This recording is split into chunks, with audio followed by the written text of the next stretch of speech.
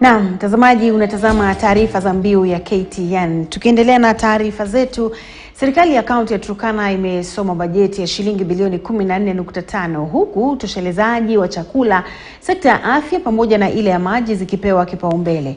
Bajeti hiyo imesomwa wakati idadi kubwa ya wakazi kaunti ya Turkana wanaendelea kuhangaika wakitafuta huduma bora za matibabu pamoja na uhaba mkubwa wa chakula kwa miaka kadhaa sasa. Hali hii imesababisha sekta ya afya kutengewa kima cha shilingi bilioni 1.2 huku ile ya kilimo na mifugo ikitengewa kima cha shilingi bilioni 1.5.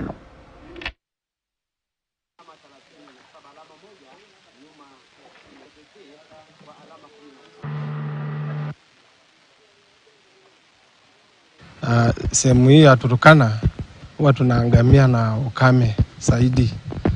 Kama miaka jana zilizopita tumekuwa na changamoto ya ukame, kwa sababu ukifika mahali pale katika hospitali unapata kwamba hatupati madawa. Unapata tu unaandikiwa mahali pale, enda kwa chemistry utafute dawa. Bajeti ya leo imetenga pesa ya kutosha kuweka mikakati ambayo itatusaidia kama kaunti ya Turkana kwa mambo ya maji.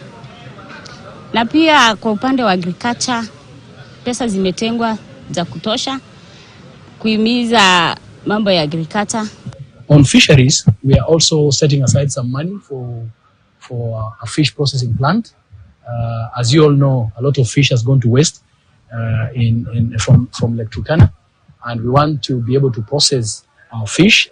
We are establishing a level 5, level 6 hospital here in Lodwar. Na wiki mbili baada ya kongamano la wadau kutoka sekta ya kahawa nchini